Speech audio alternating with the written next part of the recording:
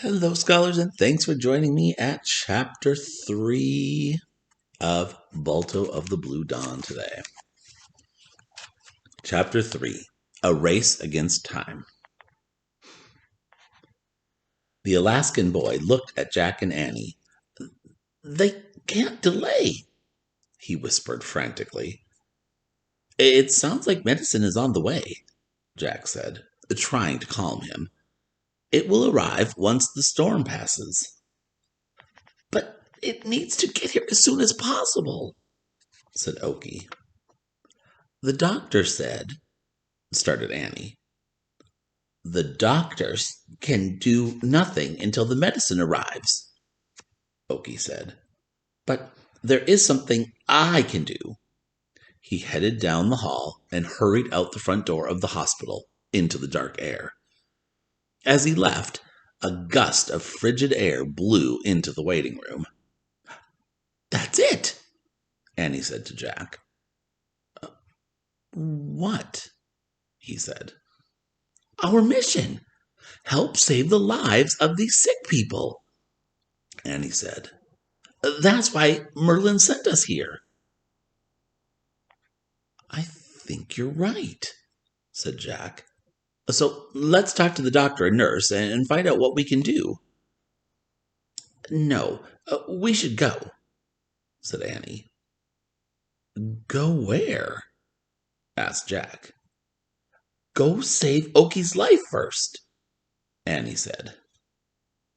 "But he's not one of the people in danger," said Jack. "He will be. He's going to do something crazy. I can feel it," said Annie. "Come on." She took off down the hallway and out the front door. Jack followed her into the icy cold. The moon was full and bright overhead. "There!" said Annie. Before Jack could stop her, she took off after the Alaskan boy. "Oki, wait!" she shouted. Jack hurried after Annie down the moonlit boardwalk. When they caught up with Oki, they were panting, their breath billowing into the air. "Stop," said Annie. "We want to help you." "How can you help me?" said the boy. He kept walking. Annie and Jack fell into step beside him, which means they caught up to him. "We came to Nome to help people fight the epidemic," said Annie. "Only the medicine can help," said Oki. "They might all die soon if they do not get the medicine." "Oh, why can't they bring the medicine here by boat?" asked Jack. "The sea is frozen," said Oki. "Just look." "Well, what about a plane?" said Annie. "No plane can fly at 40 or 50 degrees below zero," said Oki. "The pilot would freeze." "Oh, yeah, you're right," said Jack. "Planes in 1925 must still have open cockpits," he thought. So, scholars, that's really an important part of what's coming up in our packet work, right? So remember that. They traveled back in time. So in 1925, airplanes didn't yet have any kind of glass or covering over the cockpit.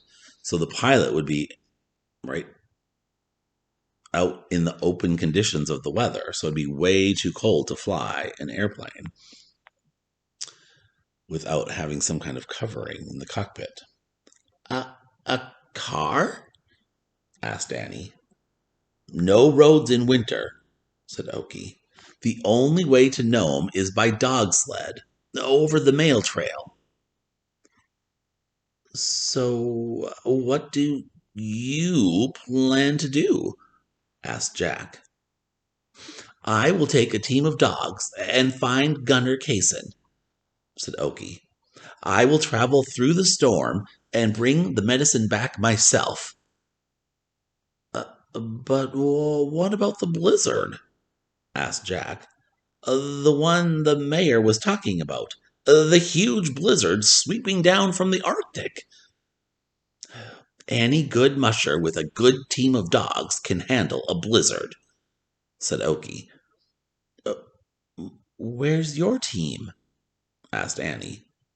My Uncle Joe is a mail carrier, said Okie.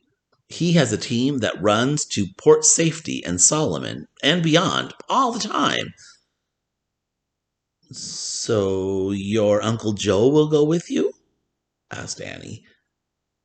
No, he has a broken leg from a sled accident, said Okie. But I am not afraid to go alone. Jack and Annie hurried alongside Okie until they came to a shack on a spit of land near the frozen sea. And there's a little illustration, right, of them arriving.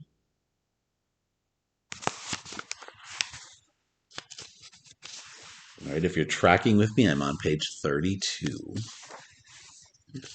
In the bright moonlight, Jack could see that the shack was made of old driftwood and flattened tin cans. The smoke was rising out of a stovepipe on the roof. This is my uncle's house, said Okie, and those are his huskies. Next to the small house was a dog pen surrounded by a wire fence. A sled dog was inside the pen. 8 huskies were sleeping in the snow, their dark bodies curled up together to keep warm. Oh, wow, breathed Annie. The dogs woke up at the sound of voices. They leaped to their feet and began yipping and whining. Hi, guys, Annie said. She hurried to the fence to pet them. Careful, said Okie. They are very strong. They can jump up. But Annie had an instant connection with the dogs.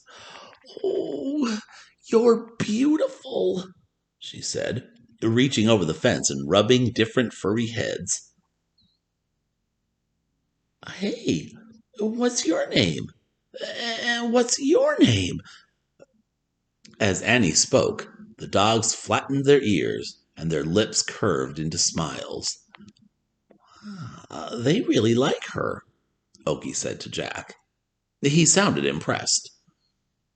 Yeah, Annie has a special way with animals, said Jack, especially dogs. Okie smiled for the first time.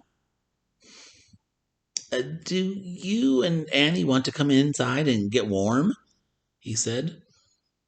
Sure, thanks, said Jack.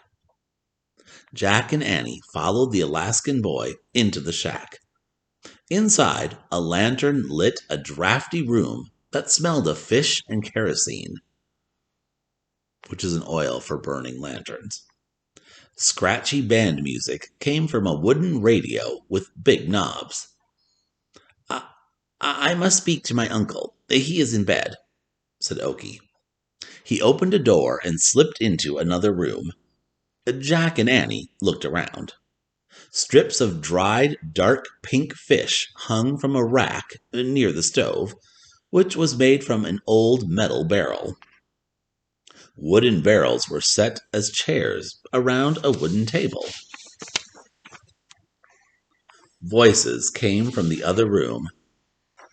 Jack recognized Okie's.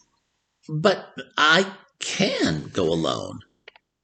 No, you cannot, said a deep, rasping voice.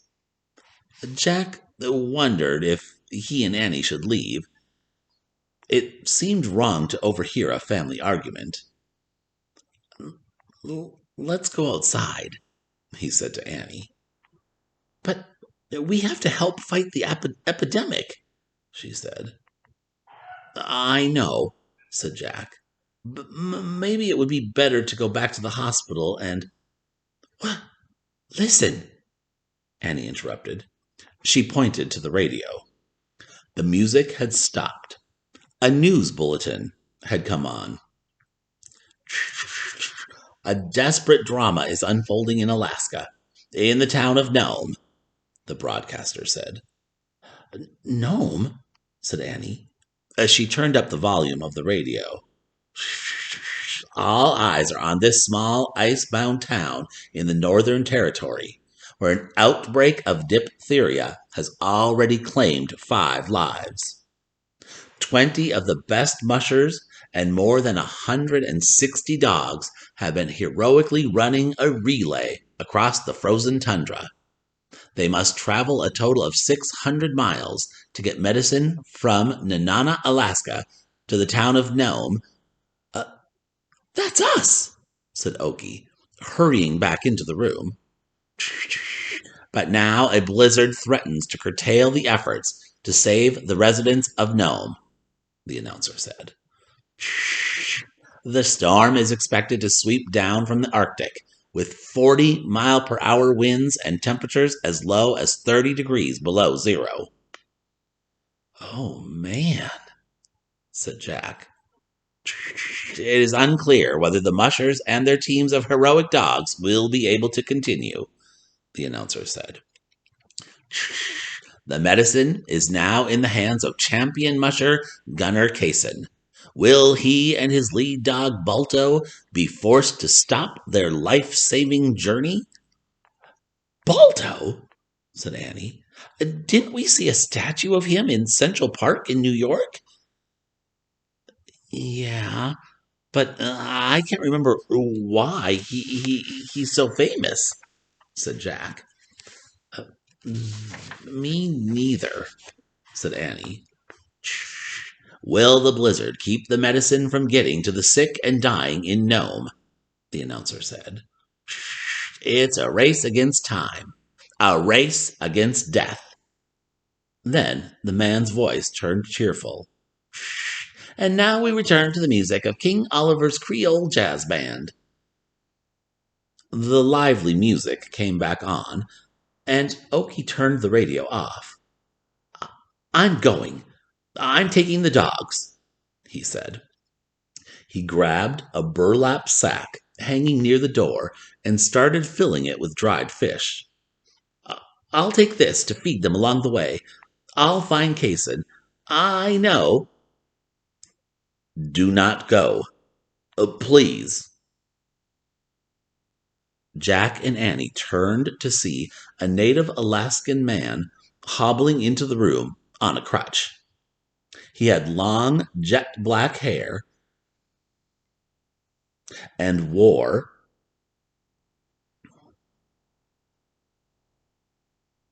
a fur pullover with a hood. He had a weathered face and dark eyes. He barely glanced at Jack and Annie as he fixed his gaze on Oki. If Gunnar Kaysen and Balto cannot travel in this weather, neither can you, he said. I can at least try, Uncle Joe, said Oki. I have to. He kept throwing fish into the sack. Do not go out there alone, Oki, rasped his uncle. You are not a champion like Sepala or Kaysen, and none of my dogs are as strong as Togo or Balto. It doesn't matter how great Kaysen is, said Oki, if he is sitting at the roadhouse in Solomon.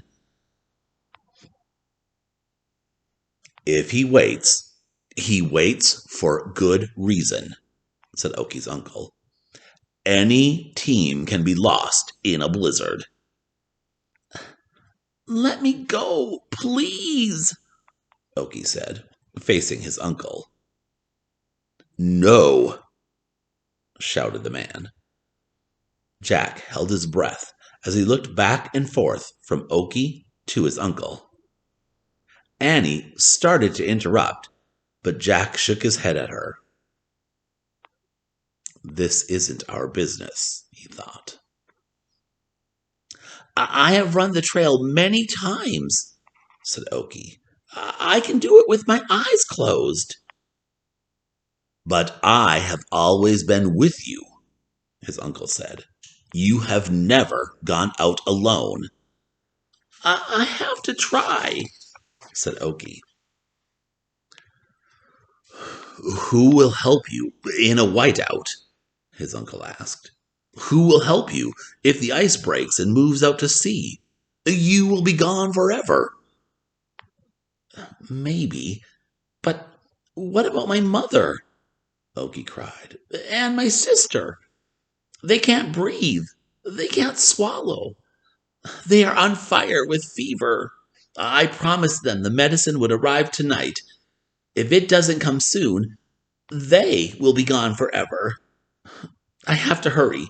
You heard the radio. It's a race against death. Oki slung the sack of dried fish over his shoulder, picked up the kerosene lantern from the table, and hurried outside. And that is the end of chapter 3.